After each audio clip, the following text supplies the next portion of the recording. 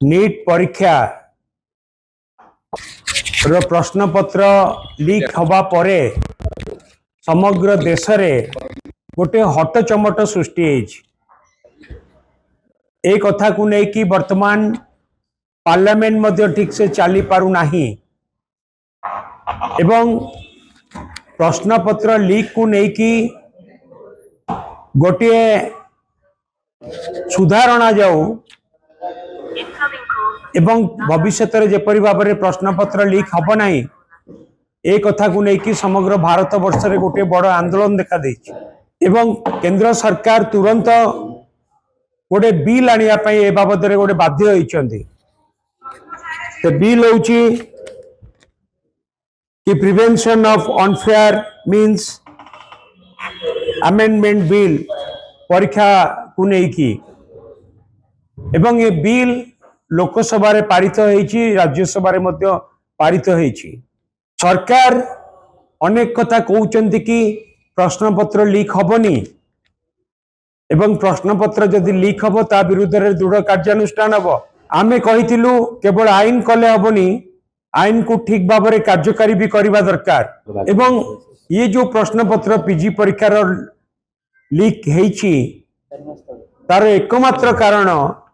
राज्य सरकार व्यवस्था उपरे नियंत्रण नहीं व्यवस्था उपरे नियंत्रण नहीं एवं सबुठ बड़ दुर्भाग्य कि राज्य सरकार जने controller of examination OUHS Odisha university of health services रो जने कंट्रोलर ऑफ एग्जामिनेशन नियुक्ति कले जो नियुक्ति रो नियम होउची 30/8/2024 रे जार नियम होउची से अपॉइंटमेंट पूर्वरु राज्य सरकार गोटे NOC देबे किंतु राज्य सरकार NOC न थाई कि भी controller of examination health university रे नियुक्ति पाइले। ये सबु घटिबार कारण होउची सरकार बीजेपी सरकार राज्य रे व्यवस्था प्रति नियंत्रण नहीं। आमे यही परिप्रेक्षी रे कहिया को चाहबू ये जो घटना घटी ये घटना को लेकिन तदंत हवा सहित दृढ़ कार्यानुष्ठान हवा दरकार गोटे एग्जाम्पलारी एक्शन हवा दरकार जहा फल कि समस्तंकर भय रहिबो आउ जेपरी ए कथा भविष्य रे हेबो नाही। एवं सबुठु बड़ दुर्भाग्य कि जेतेबेले पीजी परीक्षा होउची सेठी जने एग्जामिनर रहउचंदी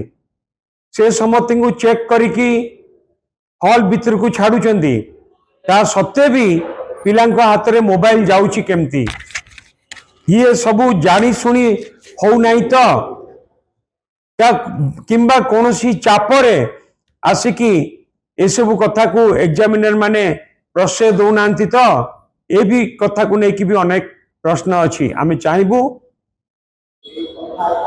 ये संपर्क रे गोटे तदंत हवा दरकार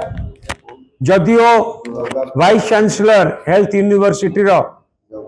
गोटे तुरंत तदंत पाई निर्देश देइचंती किंतु राज्य सरकार तरफ तदंत हेकि दृढ़ कार्यानुष्ठान निया जिवा दरकार। जदि आम वीडियो आपन को भलो लागि छे तेबे आम चैनल को लाइक शेयर और सब्सक्राइब करंतु।